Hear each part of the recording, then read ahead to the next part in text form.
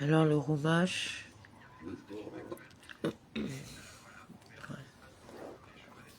Alors mercredi 22 Sivan Sheila, suite chapitre 14. L'Éternel parla à Moïse et à Aaron en disant: Jusqu'à quand tolérerai-je cette communauté perverse et ses murmures contre moi? Car les murmures que les enfants d'Israël profèrent contre moi, je les ai entendus. Cette mauvaise communauté-là, il s'agit des explorateurs, d'où l'on apprend qu'une communauté Eda est composée de 10 hommes, Megillah 23b, Sanhédrin 22a, qui récrimine, qui fait murmurer Israël contre moi. Les récriminations des fils d'Israël qu'ils récriminent, les récriminations qu'ils leur font proférer, je les ai entendues. Dis-leur vrai, comme je vis, a dit l'Éternel. Selon les propres paroles que j'ai entendues de vous, ainsi vous ferai-je. Aussi vrai que je suis vivant. C'est une formule de serment. Certes, non. Ainsi vous ferai-je. Si je ne faisais pas cela, je ne serais pas vivant, s'il est permis de s'exprimer ainsi. Comme vous avez parlé, puisque vous m'avez demandé si seulement nous étions morts dans ce désert-ci. Verset 2. Vos cadavres resteront dans ce désert, vous tous, qui avez été dénombrés, tous, tant que vous êtes âgés de 20 ans et au-delà, qui avez murmuré contre moi. Vous tous qui avez été dénombrés selon tous vos nombres, tous ceux qui ont été dénombrés, quelle que soit la méthode employée pour leur dénombrement, obligation de servir dans l'armée ou celle de verser des shekalim, mourront quoi qu'il advienne. Et quels sont-ils? Ceux depuis l'âge de 20 ans, et à l'exclusion donc de la tribu des Lévis, qui n'a pas été dénombrée à l'âge de 20 ans. Baba Batra 121b. Jamais vous n'entendrez, vous, dans ce pays où j'avais solennellement promis de vous établir. Il n'y aura d'exception que pour Caleb, fils de Yefouné, et Josué, fils de Nun. Vos enfants aussi, dont vous disiez, ils nous seront ravis. Je les y emmènerai et ils connaîtront ce pays dont vous n'avez point voulu. Et vos cadavres à vous pourriront dans ce désert, et vos cadavres à vous, comme le rend le Targonogelos, ceux qui sont à vous, ayant promis au sujet des enfants qu'il les fera entrer dans le pays. Il a voulu mettre l'accent et dire « et vous mourrez ». Il convient donc bien, par conséquent, d'employer ici le mot « athème », vous. Vos enfants errant dans le désert 40 années, espiant vos infidélités jusqu'à ce que le désert ait reçu toutes vos dépouilles. 40 années, aucun d'eux n'est mort avant l'âge de 60 ans. Raison pour laquelle a été décidée la durée de 40 ans, afin que ceux âgés de 20 ans atteignent la soixantaine. La première année du séjour dans le désert est incluse, bien qu'elle ait précédé l'envoi des explorateurs. L'idée en avait en effet germé dans l'esprit de Hachem, dès la faute du veau d'or, mais il a attendu que la mesure soit comble. C'est ce qui est écrit. Et au jour où je me manifesterai dans l'affaire des explorateurs, je me manifesterai auprès d'eux pour leurs péchés. Shemot 32-34. Et d'ailleurs, le texte dit ici aussi, vous porterez vos crimes. Verset 34. Et non, votre crime. 2 crimes ont été commis, celui du veau d'or et celui des récriminations. Il leur a compté dans le nombre des années de leur vie, une fraction d'années comme en valant une entière, et ceux qui avaient eu alors 20 ans sont morts dès qu'ils ont atteint l'âge de 60. Midrash Tauma. Ils porteront vos prostitutions, comme le rend le Targonogelos. Ils porteront le poids de vos péchés. Selon le nombre de jours que vous avez exploré le pays, autant de jours, autant d'années, vous porterez la peine de vos crimes partant 40 années et vous connaîtrez les effets de mon hostilité. Mon détournement, Tenuati, que vous avez détourné de moi votre corps. Le mot détournement signifie ici mise à l'écart, comme dans car son père l'a écarté, Eni, Infra 36. Moi l'Éternel, je le déclare, oui, c'est ainsi que j'en userai avec toute cette communauté perverse ameutée contre moi. C'est dans ce désert qu'elle prendra fin, c'est là qu'elle doit mourir. De fait, les hommes que Moïse avait envoyés explorer le pays et qui, de retour, avaient fait murmurer contre lui toute la communauté en décriant ce pays. Ils sont revenus, ils ont fait récriminer sur lui.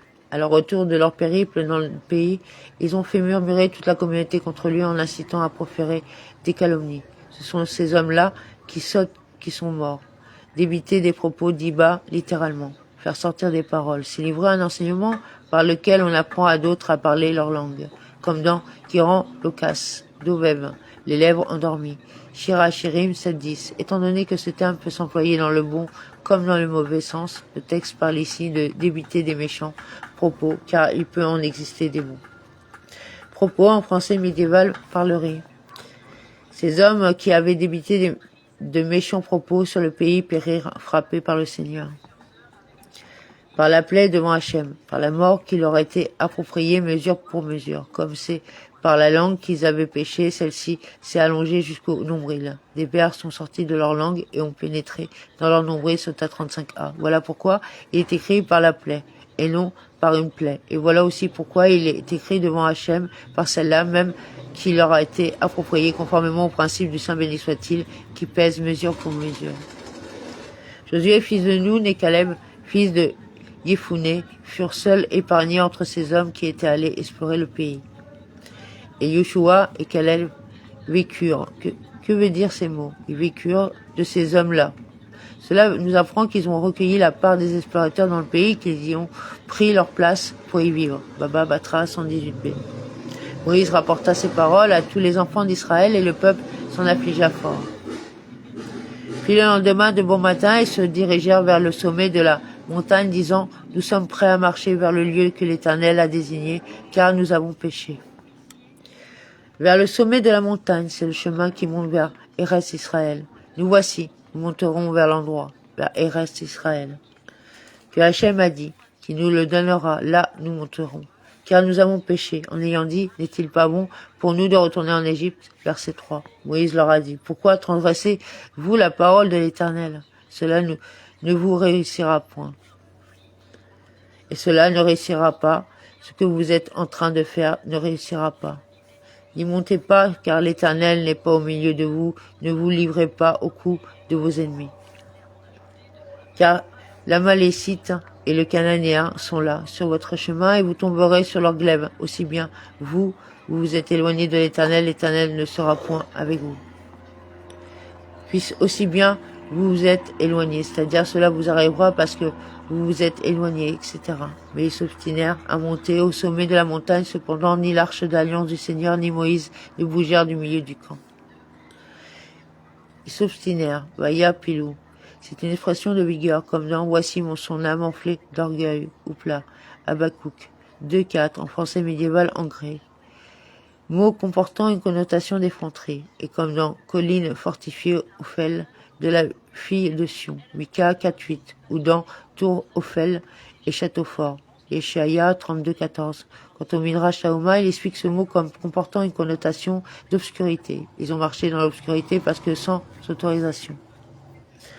L'Amalécite et le Cananéen qui habitaient sur cette montagne en descendirent les bâtirent et les taillèrent en pièces jusqu'à Horma. Les bâtirent, Vayatum, comme dans je l'ai frappé, Vaekot, bien moulu, Devarim 9.21, coup après coup, jusqu'au Horma. C'est le nom d'un endroit, ainsi appelé à cause de l'événement qui s'y est produit, Horma, défaite. Chapitre 15. L'Éternel parla à Moïse en ces termes. Parle aux enfants d'Israël et dis-leur quand vous serez arrivés dans le pays que je vous ai destiné pour votre établissement.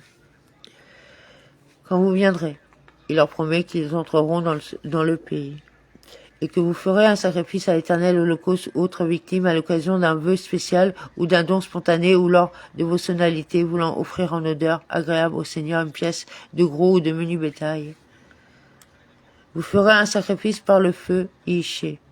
Il ne s'agit pas ici d'un ordre, mais lorsque vous viendrez dans le pays que vous souhaiterez offrir un Iché à Hachem. Une odeur agréable, une satisfaction d'esprit pour moi, pour formuler un vœu comme offrande spontanée, que vous ferez un Ish, en exécution de vos obligations liées au jour de fête, c'est-à-dire de cela même que je vous ai ordonné d'offrir à une fête. Celui qui offrira ce sacrifice à l'Éternel, il joindra comme oblation un dixième de fleur de farine pétrie, avec un quart de hin d'huile. Il approchera celui qui approche, présenterait lors de l'offrande de tout animal des Nesakim et une minra. La minra sera entièrement incinérée, ainsi que son contenu d'huile, et le vin sera versé dans des coupes. C'est ce qu'on nous apprend dans le traité Souka 48b. plus de vin comme libation, un quart de hin que tu joindras à l'holocauste ou un sacrifice pour chaque agneau. Pour l'agneau, l'un. Cela se rapporte à tout ce qui vient d'être dit, à la minra, à l'huile et au vin. Si c'est un bélier, tu offriras comme oblation 2 dixièmes de fleur de farine pétrie avec un tiers de hin d'huile. Ou pour le bélier. Si c'est un bélier, nos maîtres ont expliqué que le mot ou vient inclure le pilgas, agneau de plus de 12 mois et de moins de 13, dans les Nesakim accompagnant un bélier, Ménarot 91b et Roulin 23a. Plus de vin pour libation, un tiers de hin et que tu offriras comme odeur délectable au Seigneur. Amen.